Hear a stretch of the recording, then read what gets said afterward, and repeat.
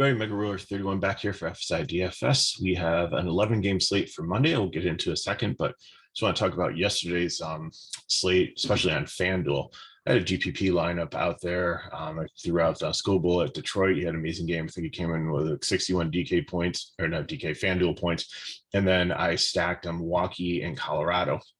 And I was doing well. Milwaukee kind of went off. Colorado, they were down by 6. KC was kind of beating them up, and then they started to come back. And I started to just keep on going up and up and up and up. And I had an entry in the main GPP for like $5.55, which is 2K. And Colorado, like they're in this rally, and I was getting close. I was like almost like 4 points away from the $2,000. And I think it was Cron hit a nice shot, and Michael Taylor came and made an amazing catch and robbed him. So I'm like, oh, that ended the rally. I mean, that would have put me ahead, and maybe the Indian continued. I had some guys underneath them in the order there. You know, maybe some of the guys would have scored, and I would have secured the 2K. And then I was like, so I'm listening to the way home, and KC closer comes out and or actually the Colorado closer comes out and blows the save. So Casey's back up. So now, okay, I still have Brendan Rodgers, and I have some like hope here. So Casey's up by 1 run. Colorado in the bottom. Rodgers is definitely guaranteed to hit. He's hitting second. Even if the guy ahead of him hit a like home run, that would just tie it. And so then I'm thinking, okay, walk, do something, get on base. Maybe we can tie this game. Maybe we go to extra innings, and maybe I could secure the 2K. But the closer actually came out and pitched really well and shut him down. So ended up finishing second in the main GPP, $500 plus all the other entries I had. So I turned like $9.55 into about $700. So really solid day on FanDuel. Did okay on DK also yesterday. So it was a pretty good weekend for baseball. So today's slate is kind of interesting because you have a lot of overpriced pitchers, especially on DK. Got a couple weather issues. So it's so bad with like fades or pitchers. I had to go and put another column on the spreadsheet if you're looking at it there. So let's just go game by game quickly and show you what we got, and then we'll do some lineups for you at the end here. So first up, we have the Yankees and the Orioles. Rain here, heavy potentially before the game, could dry out around like 8 o'clock, maybe a little bit to delay. They should get it in. It's in the new Baltimore park where they move the fences back. So it's hopefully a little bit more of a pitcher. I think Severino is perfectly fine. Bradish, he's a rookie. He's been okay, but nothing spectacular. I really think the Yankees make a good, strong stack here. And Baltimore, I think, maybe you could take like a couple one-offs here, but I don't think I really like that much on there. Seattle and Toronto. In Toronto, you have Flexen and Kikuchi facing his old team. He was on Seattle last year. So I don't know how that bodes. Does he know the hitters from just being on the team? Do they know him pretty well from being on the same team? We'll have to see on that one. So I think Flexen is a no. He doesn't really get blown up, but he's not really a good pitcher at all. Toronto is a good hitting lineup, and I think, they definitely make a top stack tonight against him. And Kikuchi on the other side, I think Seattle might make a leverage stack, but I think he'll do decent. And I think he's going to be a very good candidate for an SP2 tonight, just based on his matchup. Seattle has not struck out much at the top of the lineup, but towards the bottom of the lineup, they really haven't been that good. So I think there's definitely some opportunity there for them. So next up, we got St. Louis and the Mets. I think that's going to be the one spot where weather could potentially be the biggest issue tonight. It looks like an 80% chance of rain up until about 8 or 9 o'clock, and then still 40%. So I don't know if they get this game in. Mikolas at 9.8 is very overpriced. The Mets are a decent team, don't strike out much. I really don't like him there. And then looking at the other side of it, I think that Williams is definitely a fade for me. Not interested in him at all. The bats in this game, I guess St. Louis had put up a lot of runs over the last couple of games, so I think they could be a good GPP, especially against a pitcher like Williams that's struggled. Mets bullpen isn't bad though, so we'll just have to see if how they can do. Wind's blowing out 11 miles per hour, so it looks like hitting conditions are pretty good here for this one. And for the Mets bats, I think if at 150 max you could take them as a stack, but not really super interested in them today. Next up, we have another little potential weather issue. It's only like a 20-30% chance of rain throughout the course of the game for Houston and Boston. You have Odorizzi, who, just keep in mind, is a reverse split pitcher. He's been decent, but he's had some soft matchups here. Boston is starting to come together a little bit here and actually start to become a decent offense. So I don't think I really want him in this one. And Whitlock is another guy who he was a reliever, and now he's a starter, and he was just filling in for Houck, but he seems to keep his rotation spot for now. So I don't really know what to do with him here, but against this Houston team, I don't think I'm going to play him unless there's comes up to a case where potentially Houston gives some of the guys the day off. If it's sometimes on Mondays and Thursdays you see guys rest a little bit. So if Altuve or Bregman or Alvarez or somebody sitting in this lineup, then potentially, but I don't think you really need it in the context of the slate at 7-6. I'd rather play probably like Severino or Syndergaard or the A's rookie Logue in this situation. So for bats, Houston, I think 150 max is fine. It always has a lot of potential, but for top stacks, like there's 4 other teams I like much better, and GPP there's 4 other teams that I like better than that. Boston, I think I'm the 4th GPP stack. I would take the righties against them, but then again, like I don't know, I hate playing JD Martinez and I hate playing Story. I just think that they're just washed up players that are still good, like real like baseball players, but not good for DFS. So, but then again, like Kiki leading off, Devers does hit righties and lefties just as well. Xander there, if Dahlbeck makes the lineup too, again, remember he's a reverse switch guy. I think I like him there also. Atlanta Braves and Milwaukee Brewers, 2 decent pitchers here. Ian Anderson, although he struggled for the season, I'm not paying 9.6 for him. I know I'm having him as the second like highest one here, but not really interested at all. Milwaukee has actually been doing pretty well hitting recently. Freddie Peralta, I think, is by the best pitcher on the slate. I know Atlanta has really good offense. I think they make a great leverage stack today, but they do have some Ks and they have had some struggles. And Peralta is just been really good. And I think he can neutralize with all the talent that the Braves have in their lineup. So definitely, I think he's my favorite SP1 tonight here. Milwaukee. Second 150 max. Again, like I said, Andrew has had struggles with Braves bullpen is not bad.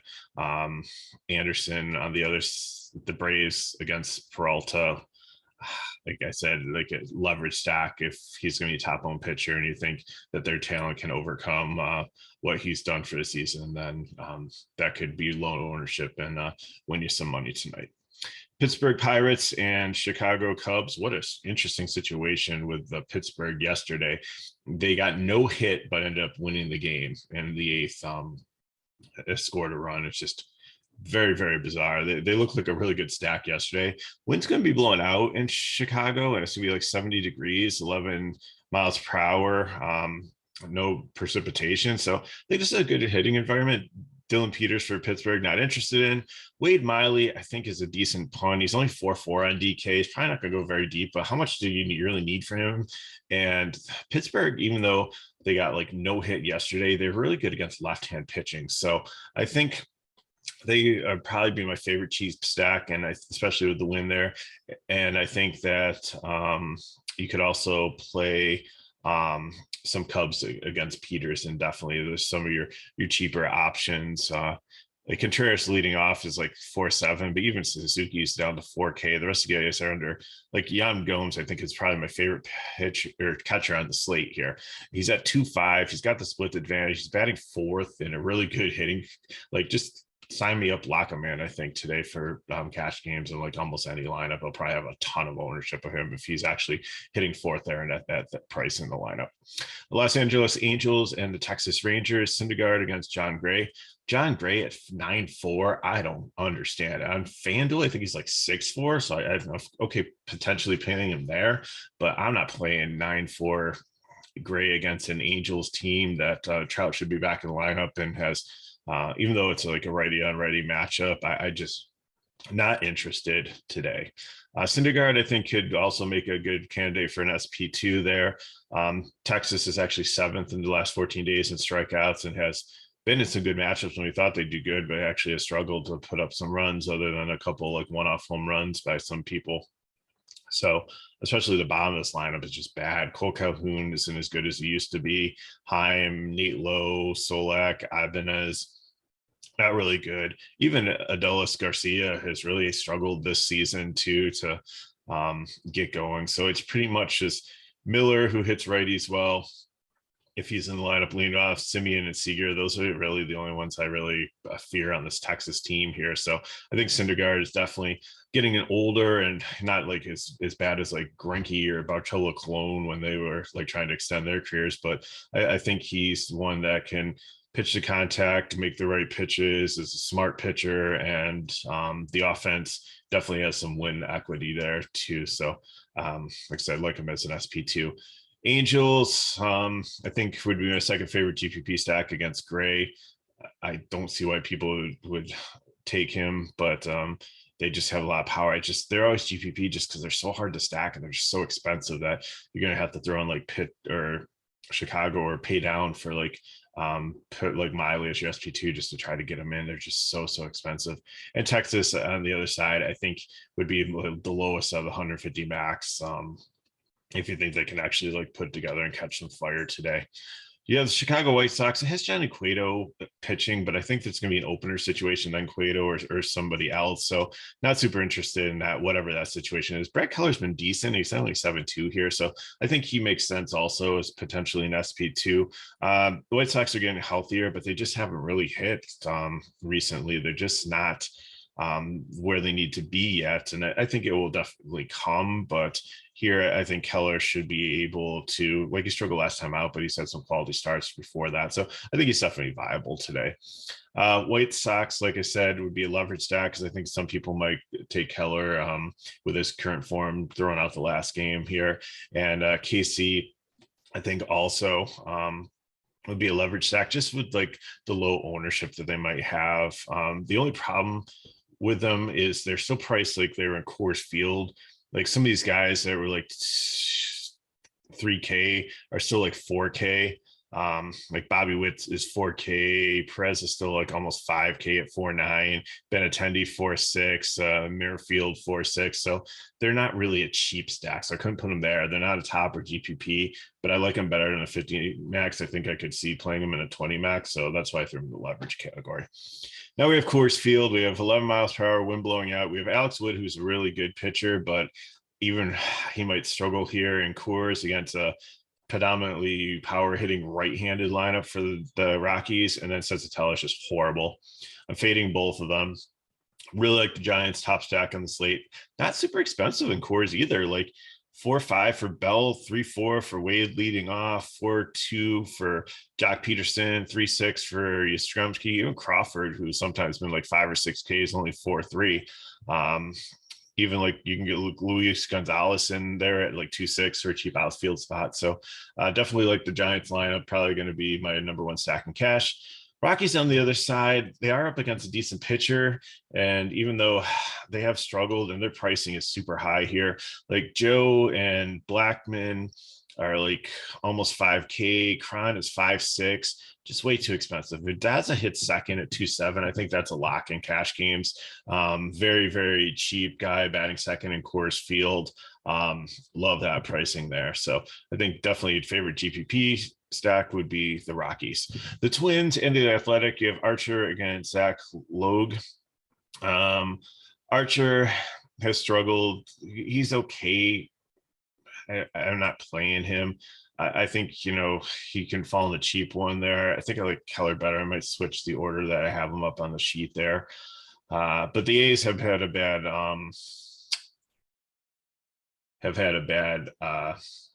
offense recently too. So I think I can see Archer being an option if you're trying to put him in your pool for some large field GPPs with how bad pitcher is. He's not one of the 8 fades at all. Logue I like better for $400 more. I know you have Buxton there, but the rest of this Twins offense does have some strikeouts, and especially with Gary Sanchez batting like 3rd, if that's right here. I know he's up against a lefty, but he's got a lot of strikeouts there too, and so is the bottom of this lineup. So as for bats, I think Minnesota, you can take some one-offs like maybe Kepler, or some of the, he'd be lefty on lefty there, but I don't know. I don't think I really is super excited about the Twins. And the A's, I think could potentially be a cheap stack, like Kemp leading off at like only 2.8 here. Like most of these guys like 2 and 3K. Murphy's usually the most expensive one at 4.1, so they definitely can fit in. Like they don't have the splits advantage at all, but you know, they're cheap guys, and if they make your GPP work, then that's fine. Finally, we have Arizona and Los Angeles Dodgers. We have Madison Bumgarner against Tony Gonsolin. Tony Gonsolin at 10-2. He doesn't go that far in the games, 4 or 5 innings, then he gets yanked. Can get some Ks and everything, but I don't think he does enough, even if he like has like 4 or 5 clean innings to pay off a 10-2 price tag. So for me, he's a fade tonight. Bumgarner on the other side, same thing. Like this Dodgers lineup up against a lefty who's at the twilight of his career too. Not very interested. Dodgers, I think, make a very good stack tonight. I put them below San Francisco, New York, Toronto. Maybe they could rival Toronto and be like number 3 there. But in Arizona, I think, you know, if you want to take some one-offs against Gonsolin, some of the lefties here, like Varsho leading off definitely, or like Smith or Peralta or like Rojas, I think, you know, I can see it. Gonsolin can give up some runs, but I think I prefer to take like Pitt or Chicago or even Oakland over them. So there's where we're at for the breakdown for all the games. So let's look at the lineups. So like I said, I think I'm taking Peralta as my SP1 and Kikuchi as my SP2. I love Gomes if he is batting 4th there for Chicago. So think that's where I'm going cheap for catcher. And then definitely San Francisco. So give me Bell, give me Jock, give me Wade, give me Yaz. Maybe Flores or Crawford to fill in for a 5th guy. But, you know, I want to leave it open to see if I can get like some Dodgers or Blue Jays, or I might just take one-off bats from these better teams, the best one in the best situation to fill out the rest of the lineup here. And then on the GPP front, Severino, Syndergaard, I'd like to try to get. If not, I'll drop down to Miley. Try to throw in Colorado here with the Yankee stack. So definitely want to lock in Rizzo, DeLeMahieu, Judge, and Stanton. And then, you know, maybe Rogers a second if he's in there. Iglesias, shortstop. You know, we're kind of Diaz is a little expensive for catcher, but you know, maybe it's like trying to stack like the bottom of the order for Colorado. There's still people in Coors Field that are up against a good pitcher, but not a great bullpen. Like we saw, like the closer blow the save yesterday. So, you know, see what, or actually that was the Colorado guy. So never mind that one. But anyways, so, but I really like the Yankees here. Just watch the weather on that. If not, you know, I might throw them out and go with the busted right-handed ones, or LA or St. Louis, but that the weather for that one looks even worse. Toronto would be a good stack to put in place of the Yankees here too. But I think, you know, if Severino can't go, then you can just go Syndergaard and Miley, or throw Logan there, Keller as a couple ones. But I don't think I'm going up to even Anderson or Goslin or Mikolas or Gray on FanDuel. I mean, you only get one pitcher, and then GPP, so I'm fine for him to be in your pool. But I think I go Peralta, Severino for there if you're looking at playing. So Appreciate you watching. If you have any questions, put in the comments below. Reach out to me on Twitter at Megalore31. Had a lot of new contacts this weekend. Reach out to me. Had some great conversations about baseball and DFS. So really appreciate that. One more information on FSI DFS, just go to the details of the video, and all the information is there, to our Discord, to our Twitter account, to our website. And if these videos are helping you, then the best thing you can do for us is just like them and share them with other people, and subscribe to our channel so we know when they're coming out next. So good luck today. Again, watch the weather on those 3 games. Fade most of the pitching. Just keep your pitching pool very small, and I think you've got some good stacks to build upon, some cheap people in the Pittsburgh and Chicago game, and I think you'll have some good lineups. So I'll see you next time.